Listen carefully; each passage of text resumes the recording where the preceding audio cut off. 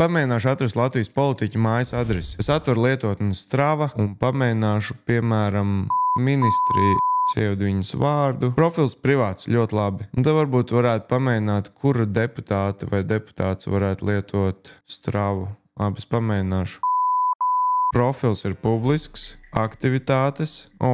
Visas aktivitātes vienmēr sāk vienā un tajā pašā adresē. Pilnīgi visas aktivitātes. Ok, ne visas, bet gandrīz visas ir vienā un tajā pašā adresē. Es zinu perfekti dzīvesvietas adresi, jo kur gan vēl tu varētu sākt vienmēr aktivitātes vienā un tajā pašā vietā. Cilvēki pat neapzinās, ka reģistrējoties šādās lietotnēs, viņi dalās ar savu privāto informāciju. Man nezinām iemeslu dēļ arī Edgars Rinkevičs dalās ar lokācijām, kur viņš pārvietojās. Kāpēc tas ir vajadzīgs? Mēs zinām no ziņām, ka šādā veidā caur Stravu tiek atklāts pat militāro bāžu slepenās lokācijas. Es iesaku iet Stravas uzstādījumos, atrast Map Visibility un uzstādīt, ka jūsu aktivitāšu lokācijas ir pieejamas tikai jums, pretējā gadījumā jūs svešiniekiem atdodat informāciju, kur jūs nemaz negribat viņiem dot. Par to, kādu informāciju mēs dodam lietotnēm, nemaz to neapzinoties, piemēram, Snapchatā mēs publiski dalāmies ar savu lokāciju un dažādām citām lietām es pastāstīšu rīt 11. novembrī Radio Star FM raidījumā Krāpnieku kods,